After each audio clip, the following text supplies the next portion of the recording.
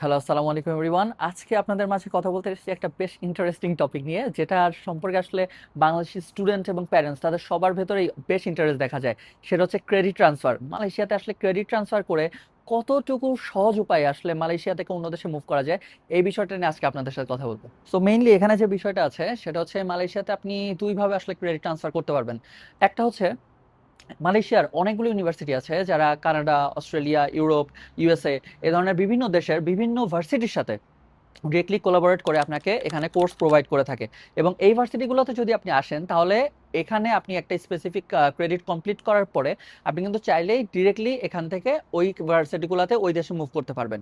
আর এছাড়া আরেকটা ওয়েতে আপনি কিন্তু এখান থেকে ক্রেডিট ট্রান্সফার করতে পারেন, সেটা হচ্ছে আপনি ফ্রেশ গ্রাজুয়েট হিসেবে এখানে আসলেন, লাইক আপনার পছন্দের একটা সাবজেক্টে আপনি এখানে পড়তে এসেছেন, এখানে আপনি একটা স্পেসিফিক ক্রেডিট কমপ্লিট করেছেন এবং করার পরে আপনার কাছে মনে হলো যে আপনি এখন ক্রেডিট ট্রান্সফার করে অন্য কোনো দেশে মুভ করতে চান, লাইক মালয়েশিয়া থেকে আপনি ইউরোপে, কানাডা, অস্ট্রেলিয়াতে কোথাও একটা মুভ করে যেতে চান।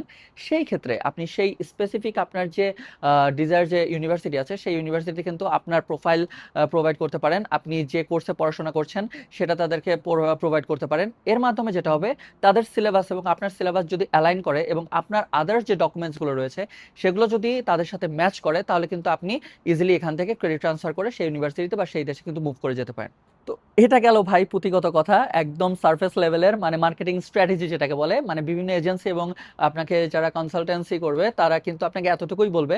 এবং আপনি যদি ফার্দার রিসার্চ না করেন তাহলে আপনার ইনফরমেশন, আপনার নলেজ এতটুকুতেই সীমাবদ্ধ। বাট ওয়েট, এখানে আরেকটা কথা আছে ভাই। তো এইখানেই আসে আসল বিষয়টা, টাকা।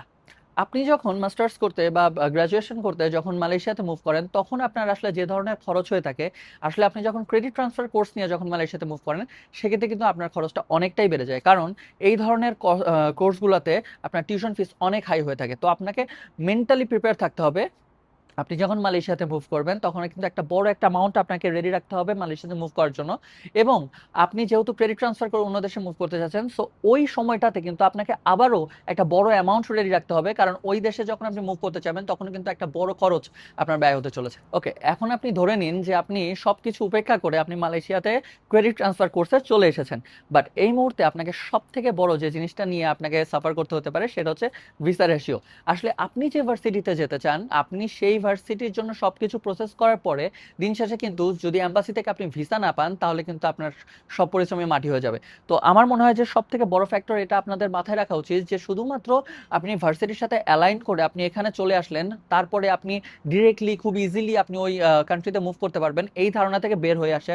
কারণ এখানে আসার পরেও কিন্তু আপনাকে ভিসা এম্বাসিতে সকল ডকুমেন্টস জমা দিতে হবে, যা যা তাদের রিকোয়ারমেন্ট, এবং সেগুলো ফুলফিল করার পরে যদি এম্বাসি আপনাকে ভিসা না দেয়, সেক্ষেত্রে কিন্তু আপনার কাছে কোনো ওয়ে থাকবে না। এখানে আরেকটা কথা না বললেই না, যেহেতু আপনি ক্রেডিট ট্রান্সফার কোর্সে মালয়েশিয়াতে এসেছেন, তাই এখানে যদি আপনি যে দেশে মুভ করতে চান সেই দেশের ভিসা যদি কোনোভাবে আপনার ফেল হয়ে যায়, আপনি কিন্তু চাইলেই আর এখানে কোর্স কন্টিনিউ করতে পারবেন না। সেক্ষেত্রে আপনাকে অন্য কোনো কোর্সে নিউলি এনরোল করতে হবে, কিংবা আপনাকে আলটিমেটলি দেশে ফিরে যেতে হবে। তাই কোনো ব্যক্তি বা কোনো এজেন্সি চটকদারি বিজ্ঞাপন দেখে আপনি যদি লাফ দিয়ে ক্রেডিট ট্রান্সফার কোর্সে যদি মালয়েশিয়াতে চলে আসেন, তাহলে কিন্তু পরবর্তীতে এমনও হতে পারে যে আপনি একটা বিরাট বড় সমস্যার সম্মুখীন হচ্ছেন।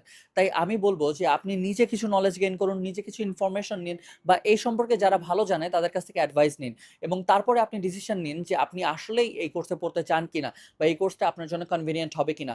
কারণ আপনি যদি এই দেশে পড়তে এসে যদি পরবর্তীতে আপনার ভিসা ফেল করে অন্য দেশে মুভ করার সময়, সেক্ষেত্রে কিন্তু আপনি আর এখানে কন্টিনিউ করতে পারবেন না। সো এটাখানে যে আপনি টিউশন ফিস হিসাবে যে টাকা আসলে আপনি খরচ করেছেন, এটা কিন্তু বিরাট বড় একটা লস প্রজেক্ট হতে পারে আপনার জন্য। সবকিছু ভেবে চিন্তে তারপরেই মালয়েশিয়াতে আপনি মুভ করুন, যদি আপনি এই ক্রেডিট ট্রান্সফার কোর্সটাকেই আপনার জন্য কনভিনিয়েন্ট মনে করেন। তো এটা ছিল আমাদের আজকের আলোচনার বিষয়। আমরা যতটুকু আমাদের এই ব্যাপারে জ্ঞান রয়েছে আপনাদের সাথে শেয়ার করার চেষ্টা করেছি। তো পরবর্তীতে অন্য কোনো টপিক নিয়ে আপনাদের সামনে আসবো, সে পর্যন্ত আমাদের সঙ্গে থাকুন। আসসালামু আলাইকুম।